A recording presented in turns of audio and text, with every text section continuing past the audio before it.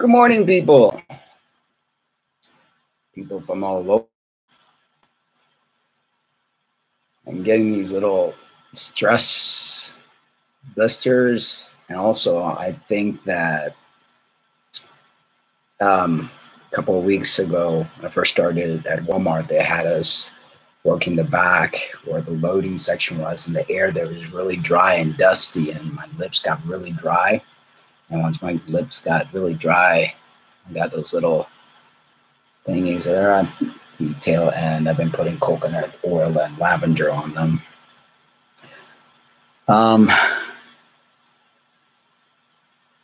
I'm exhausted, and I've been pretty exhausted the past few days, having been an occupational therapist. I mean, the work was hard, and I used my body a lot to lift patients and rehab them and all that stuff. But there's a different type of work when you're working in retail. It's pretty hard stuff. And I haven't, gosh, I don't think I ever worked retail. I worked restaurant business because my dad had a restaurant business. But dealing with boxes and lifting things, and now at the deli, that's another set of hard. Although I welcome every challenge in life, and I believe that we're here to grow as humans and face all the challenges that we face for a reason. There's nothing that ever happens to us that is not meant to happen, to teach us something. We're students in a big classroom that we call Earth, the universe. And, as hard as it is, I mean, we're talking about a very busy deli where you're frying a ton of chicken and rotisseries and pulling heavy boxes out with these heavy food art items and stuff like that. And then cutting ham and cheese, like constantly, preparing all sorts of different salads and things. People, it's a deli, and it's a small town deli that people come in and get stuff. So it's nonstop. And then the cleanup, washing dishes. I mean, yesterday, my hands, they're not bad today, but my hands had, when you're in the water for a long time and you come out and your hands are all wrinkly. Yeah.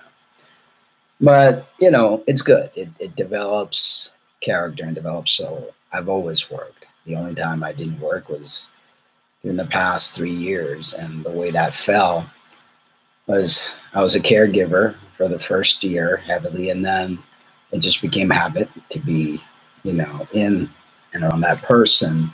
And not that I didn't want to work, because I'm not a lazy person. I've been working since I was 13 years old. My dad had the restaurant, and I learned everything that I had to learn about the restaurant business through him. And then when I was in high school,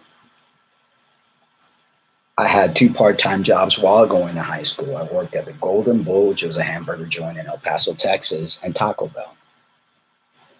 And, I've been working ever since. It's not that I didn't want to work. I was trying to be lazy, when I was with my ex there. It's just the way it fell, and we were here and there and going back and forth. And when we lived in Silver City, they wanted to be closer to the kids, so we moved to Florida. And then living in Florida, it was just walking and doing. It was just like, it was not part of the agenda. I would have gotten the job easily and happily. I'm not a lazy person. I wanted to start making videos explaining my life, explaining my person. And not that what I'm going to say holds true for every FTM or every trans person. Okay, because I want to put that disclaimer out there so that people, get all bent out of shape. But I'm going to make series of videos, really becoming as real as possible and digging deep into emotions that many of you may relate to in the trans community. Many may get offended. It's everyone's prerogative to feel and think and know. It was wrong when my ex and I were on the truth movement, you know, and trying to tell everybody how to live their life and whatever it was that we're going through. There was a lot of turmoil, a lot of emotional turmoil in that relationship. And not to say that I don't have any turmoil. We all have baggages. Obviously, we all had childhood and a lot of childhood traumas that we have had to endure. But I truly believe that the rants that have been taking place, the crucifixion of my character, which, by the way, someone privately emailed me telling me that they're in the wrong to doing that. That's defamation of character. And that could hurt me in my future. And that when two people are married, the money, whether it comes from disability, whether it comes from wherever it comes from, it's part of, because marriage is a business, unfortunately, you know. That's why marriage to me, I mean, I didn't want to get married in the first place. You know, I never wanted to marry Jessica, and I sure as heck didn't want to have another marriage, but, you know, they wanted it. So this whole concept of them calling me a thief is not only wrong, but it's not true. You know, and I understand, you know, I understand completely how hurt they are. They feel abandoned. They have felt abandoned their entire life, you know, and even by trying to crucify another, by blaming somebody else for their happenings in their life. I'm not a perfect person. You know, I make mistakes. I am a perfectionist, and in my quest of perfectionism, or in my quest of trying to heal, you know, I may do things, you know, I may not agree the way a person does something, and I might say, hey, this is the better way. And that's a mistake that, you know, I've had to learn, that I've got to let people do what they want to do, whether it's right or wrong, whether I know that they're going to fall off a cliff, whatever it is, you know, I shouldn't want to heal them or rescue them. And I think what I've learned, and trust me, this has taught me, I remember my dad would tell me, if you see somebody in the ground, don't pick them up because they'll pull you back in. But I've always been that idiot and wanted to pull the person out to help them, you know. And I know, and then they say, oh, the martyr, because that's what they would always, you know, classify me as. What really hurts in a lot of this is the lies that I've been told. When I was told, you know, and heck, you know, here we are as an FTM. One of our biggest hang up is the fact that we don't have equipment like, you know, a guy would have. But I was lied to and told, oh, that doesn't matter to me. I don't care about that. And then listening to the video, how that did matter. And that's why in the past two relationships, the first thing they do as soon as they break up is they go out there to find what lures them, you know, the male part. And that's just wrong. So any trans woman out there, please don't go getting involved with an FTM. It's hurtful, because in the long run, you're either going to cheat on them. The relationship is not going to get anywhere because you're longing for that male genitalia that we don't have. You know, majority of trans guys don't get gender reassignment surgery because it's a very complicated surgery. So don't do that. Don't lie to a person. Don't lead them on. Let them make believe that, you know, that it's okay, because in the back of your mind you have needs, and those needs are just going to lead you to either cheat on the person, or they're going to get you to just not be able to have a good relationship. And that's wrong.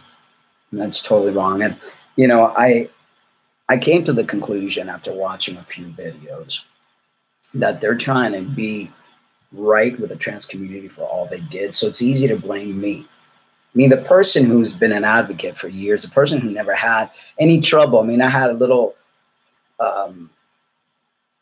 what's the word I'm looking for, when I had Kathy Brennan on the show, and I thought it would be a good show because, you know, that's what makes shows interesting. You know, I had guests from all over the world. But other than that, I never had the kind of trouble that was led when I started with my ex. Everything went downhill. I lost my sponsors because they got the bright idea of making a video about blockers, you know, and it all spiraled down. You know, they were in a very bad, dark place after the accident. They thought they weren't going to be able to transition. So that's what Lena does. You know, it's like, if I can't do it, you can't do it either. And it's just, you know, you all saw what took place. I'm not perfect.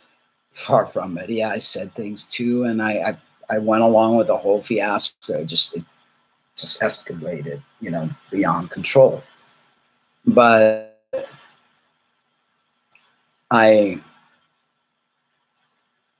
don't think it's right what they're doing. I don't think it's right at all that they've had to air our dirty laundry, our life, our business, our finances, you know, that's nobody's business. Nobody's business. And it's just dead wrong.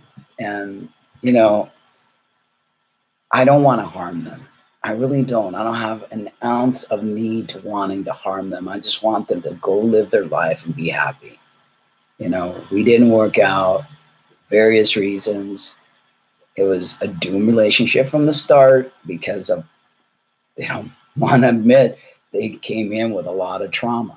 They wanted to be with their kids. They couldn't. The ex-wife gave them a hard time. You know, it was just a whole slew of things that was never ending in the relationship. And frankly, I got tired. I got tired of it all, you know. And I mean, who could stand living? I mean, even though we made vows, you know, and I had every intentions to keep those vows. But it was just, I'm sure the combination of the fact that they were frustrated because they didn't get to have the male genitalia that they wanted. And they mentioned that in the video. So I'm not making this stuff up. Just watch their Keeping It Real video. You know, it's just wrong what they're doing. And I just really just want to move on. And I want to be able to tell my story as far as, and maybe it'll help so that no FTM will ever get together with another MTF, because it's a total disaster. It doesn't work. You know, I'm used to having lesbianic relationships from the time that I was 13, 14 years old. You know, I've had a lot of different relationships, and that's very common in the gay community. You know, there's a joke about the U-Haul. The lesbians, you know, because right away they move in and then they break up, and the same thing goes with gay guys. You know, it's part of the LGBT culture. And is it because we're broken people, because we're insecure, because we've been villainized throughout? You know, there's many reasons. But those of you that are crucifying me along with Lena, because being led by Lena, and Lena's telling the story the way they see it. You know, there's always two sides to every story. What I do know is that I'm not going to talk bad about them. I'm not, because number one, that is bullying. You know, what they're doing and how they're gathering people's, you know, vote and try to villainize me and calling me names, whatever, that's against the law. That's bullying. What they're doing is wrong. And somebody needs to talk to them to make them stop. I don't want to harm them. But if this is going to be a detriment to my character, to my future jobs, then I'm going to have to do something about it. Okay, it's just totally wrong. And I understand why they're doing it. They're still hurt. They're still the whole abandonment thing went to another level. And you know what? I'm sorry. I'm sorry, but I'm really glad that we did this, because hearing you speak about your sexual needs, about all this stuff, just makes me feel like, wow, I've been lied to. Not only did you lie to me regarding the Marine that you met online, met, boom, and they had sex. You know, not only did you lie about that, but you've been lying to me for the past 3.5 years, because that's what you've been longing for. And that's wrong. That's just totally wrong. You want to paint me out to be this monster, this villain, and you've got to really reflect and look within. If I didn't see you a certain way, it's because you didn't see yourself. You did not. I mean, they're trying to blame me for all the lack of self-confidence. If you people really want to learn the truth, all I suggest is you go back to old videos. Old videos. They came that way to me. Low self-esteem, low confidence, insecurities. This is not my doing. Okay, if anything, I was trying to help them get a sense of reality so that they don't hurt, because I think that's one of the things in the trans community that happens, that we're told by our therapists, we're told by people that you can be this. And if you don't have a sense of reality, you're never going to find happiness, because I'm sorry, no matter what I do, I will never be a man. I will never grow a, and it's not going to happen. And we need to know this. You need to know the truth. Yes, you could express, you could dress, you could try to live your life as you feel comfortable, but reality is important. And to have them blame me for making them lose their confidence. She never had confidence to start with. Never. I mean, if I exude this so-called ego that a lot of their friends are saying, oh, he's egotistical, it's because that's my way of coping with my low self-esteem. Born cross-eyed, being told that everything I did was wrong. I grew up with a very hardcore mother who had a way about her, and I'm grateful, because whatever they did taught me to be a certain way in life. Everything that happens in our childhood, good, bad, or indifferent, affects our adult behavior. And, what are you going to do? What are you going to do? And then they came up with this thing about, I know that Maritza fell in love with Paul and wanted blah, blah, blah. Well, why did you give me Paul? I wouldn't. I mean, Violet never saw Maritza. Jessica never saw Maritza. So who is there to blame? Who is there to blame? They want to put the blame on me. But when I transitioned, I had buried Maritza. So who brought Maritza out? Jessica didn't bring Maritza out. Violet sure as heck didn't. Even Violet was like, Maritza who? Violet thought I was going crazy.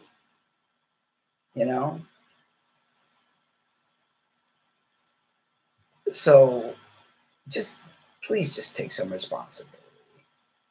Stop being angry at me and reflect. So our relationship didn't work. We had a lot of beautiful moments, and we had a lot of not so beautiful moments. But it wasn't all my fault. We both played a role in this. I think that people can learn so much from this journey. This journey that has really, has taught me a lot. It really has. The shameful thing is that I had opened my heart so much, so much, and it wasn't opening my heart to a gender, because gender is so superficial. You know, that's one thing about the trans community. They make gender their number one priority at all costs. And you know what? Gender is just a small part of who we are. It's what we play in the playground in society with, but we're so much more than a vagina or a penis. You know, we're beyond that. We should be beyond that. But that's the focus, and that focus is stemmed from individuals that are broken, that are hurt, and that's their way out. I'm really, really concerned about women. Their state of mind and health do not look very well. And I'm sure you all can see this in our videos. I'm not judging it. I'm just concerned, and I'm really like, wow. You know, I don't know. And I know it's the trauma. You know, there's trauma added upon trauma through the years, you know, that now they just want to blame me because I'm the scapegoat. You know, I'm the scapegoat. In 3 years, I've just, you know, it's sad. That's all I could say. It's very sad. I'm just really I want to move on. I'm working hard. I just want to engross myself in working out, healing, because there's a lot of healing that needs to be done. I don't talk about my pain. I don't talk about what was done to me emotionally, because victimhood is not something I ever want to be part of, you know? And I say that some of the friends that they're picking up online are scary people. And what's that saying? You know, people attract, you know. So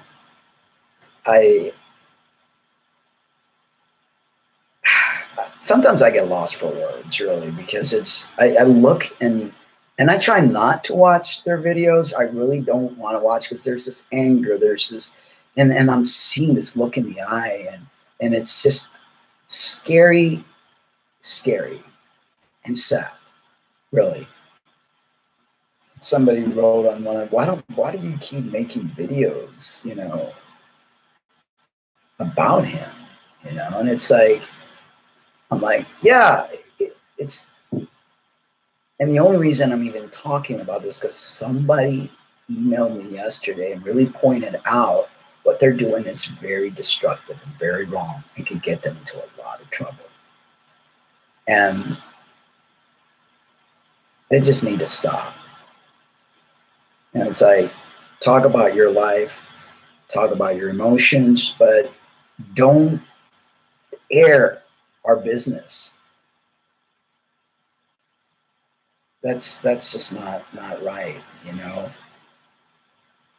They've got a daughter and they got other kids, and the way they're talking about going out and how they like the this, that, and the other, their daughter sees that. I don't think that's going to go over very well, you know. But anyway, enough about that. I want to be honest with my viewers about my feelings, and you know, I've never really hid anything regarding when I transitioned. You know, how it all happened. I was with my ex-wife, Violet, and at the time I was still Maritza. I was a bodybuilder. And we had a little ceremony. At the time, it wasn't legal to be married. 2 women could get married, but we had a little ceremony in Key West. Key West did things like that, very open place. And we stayed at a hotel called the Rainbow House, or Pearl's House. It was originally called Rainbow House and became Pearl's House. And somebody had mentioned to me that, hey, are you an FTM? And I'm like, what's that? And I wasn't much into finding out information. I had my business. I was always working. I wasn't on a computer. you know, doing stuff. That wasn't me, you know. And I was like, an FTM, what is that? And they kind of explained. And so I found it curious, you know, did some research and I go, oh my God, that's me, you know. Because all my life, being two-spirit, I used to always struggle with my male side and my female side. That was just very, I mean, you see it in my pictures. One moment I was very butcher from the time I was 19, short hair, and I dressed like a guy. And another moment I let my hair grow, and, you know, I went back and forth. That's my nature. That's why I call myself two-spirited. Plus I'm Taino. So when I saw this, I was like, I mean, I could like become a man and not have to be feeling shame, because as a lesbian, especially back in my day, it was not all right to be a lesbian. And so I'm sure there's a lot of trans guys out there that feel the same way. And, you know, it's like, wow, we have an opportunity to be able to express what we feel inside without being shamed, and be able to love women and just be like a normal guy. So I jumped at the chance. And like many of us, I've jumped at the chance. Now, they're saying that I've never had gender dysphoria. I wouldn't want to term it gender dysphoria. I don't like labels. I don't like diagnosis. That's why I stopped. That's why I'm washing dishes and working at a deli instead of making $45 an hour as a therapist, because the medical community is not there to help us. I've seen too many things. I know too many things, but I jumped at the chance and I transitioned. I always felt at odds. I don't want to call it gender dysphoria, because, yeah, I love my masculine side, but I also had a somewhat feminine side, although my mother would disagree. My mother would think that I looked like a cowboy walking in a dress whenever I would try to be feminine, because I always had this very masculine from the time I was little. All my aunts would say, be careful, she's going to be a lesbian, because I walked around like a boy. That's how it was. But, you know, to say I never had gender dysphoria, well, no, I'm not going to label that, because that's just a label. And the medical community will put labels on things so they could charge the insurance company. There's no two people on this planet that have the same characteristics for their diagnosis. We're different, and we each have our own way of being. It's ridiculous, you know, to say, well, you've got gender dysphoria and you've got gender dysphoria, so we're going to give you this. We're individuals. The medical community want to put us all in a little box so they could charge. But that's about it.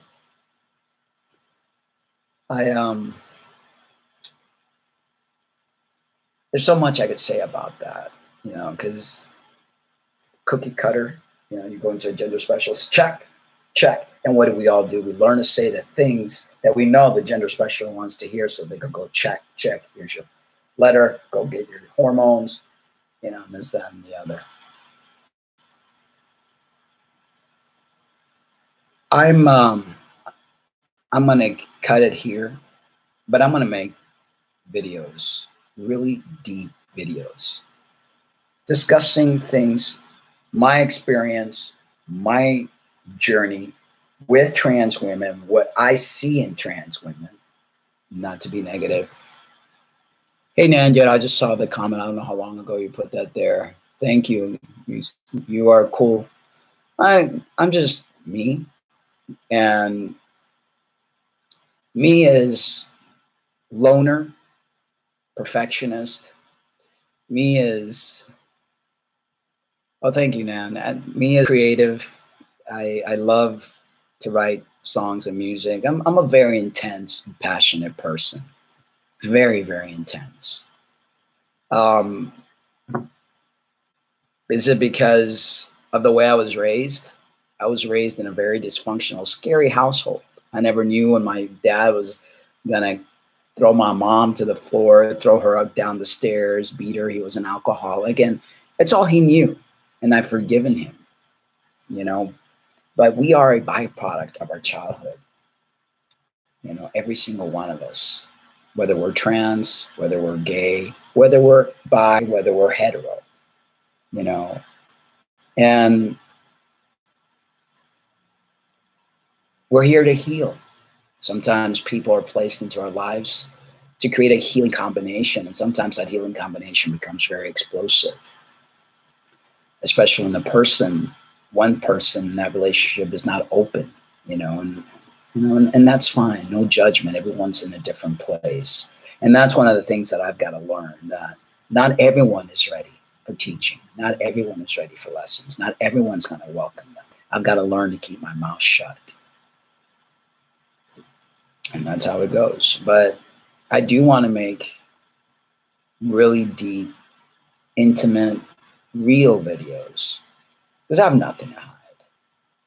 Everyone's like asking, oh, did Mark really hit Jessica? I'm not an abusive person. I will defend myself. Because damn if I'm ever going to allow a man to put their hands on me like my father hit my mother. So I will defend myself. But I don't start a fight. I don't look for a fight.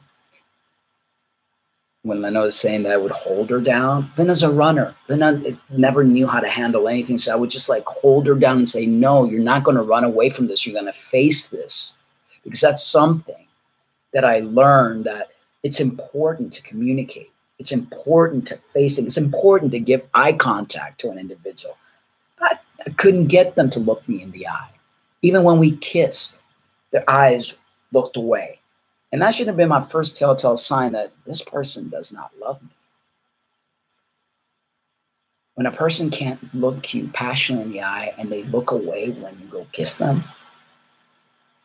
So I'm going to like really express in a kind and loving manner, because this is not to be vindictive. This is just so that people can learn maybe even about themselves. There's a lot of trans people that really don't know themselves. And not to say that I've got the answers for everyone, but this is my take. This is what I feel. This is my little corner of the world. And what has transpired in my life since I took on the journey of transition. And even take you further. I'm going to take you from the time little Maritza was roaming this earth and the things that I've had to face that have made this person. Many of you think I'm arrogant, egotistical. You're entitled to your opinion. And yes, I do have some arrogance and some ego traits that have been developed as coping skills. Because we all cope differently. We all develop different coping skills. But it's not because I think I'm all that, because on the contrary, I've always had very low self-esteem because I'm cross-eyed and my little speech impediment. I went to college later in life, and because I hated school. Getting me to sit down and listen to a teacher lecture, that was like death. I hated it. I'd be daydreaming. I'd rather be outside playing, doing something active, doing something with my hands, and just sitting there and listen. But I had to teach myself. So a lot of my coping skills have come from the battle in life. And I'm sure a lot of you could relate to that. Anyway, I want to go to the gym because I got to go to work at 1. It's 7:56 in the morning here in Mexico. But I like to get my gym out of the way because I work out on an empty stomach. And then I eat when I come back. But I want to make more of these videos and really dive in. And then if you guys have any questions, for me, I'm an open book. I've always have been. I've got no motives. I've got no agendas. I'm just a regular person who has tried to live life the best they possibly can, given the circumstances and situations that I've been given. I'm a hard worker, always have been. Very creative. I love to create. Creation to me is like, I need it like the air I breathe. So MarkAngelo's Corner is going to be a place where I hope that people could find a little bit of themselves, because I truly believe we're all connected. We're all one. It's one consciousness that's become fragmented, and we're all trying to search our way back to becoming that unison that we are. So for those of you who are watching because they're friends with Lena and they're just wanting to make fun of me, you know, get to know me. Don't get to know me by what the other person is saying, you know, by the stories that they're creating. All I could say is, like, look at their behavior. Look at their old videos. I mean, that's how I, you know, for me, I'm an analytical person and I analyze everything. Then I make my conclusion. I don't go by what somebody else says about a person, because that's skewed. There's a skewness. I mean, you have to think that this person is hurt. They're very hurt. They're offended that I no longer refer to them as she, and that I have never saw them. Well, am I, like I mentioned earlier, am I to blame for that? That I don't see you? I'm to be blamed. Or is it something you did that made me not see you? Let's all just take responsibility for a change, you know?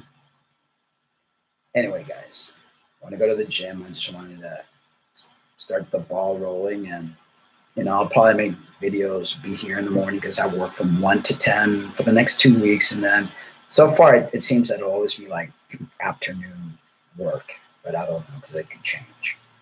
But I'm going to try to make a music video before going to work, you know, like either one of my songs or a cover. And I'm going to try to make like a little 30-minute, one little older day, 30-minute personal, you know, personal talk, getting as real as possible, and having you guys ask me whatever questions it need be, you know, and getting to know who this person right here is, not by what somebody else has painted a picture of this horrible person, but to get to know why I do what I do and who I really am. So that there's no rumors, there's no lies, there's no, you know, conclusions based on somebody else's picture painting. All right, guys, I'm going to go. Love you. But please remember to always love yourselves too. Have a great day. Make today the best day ever.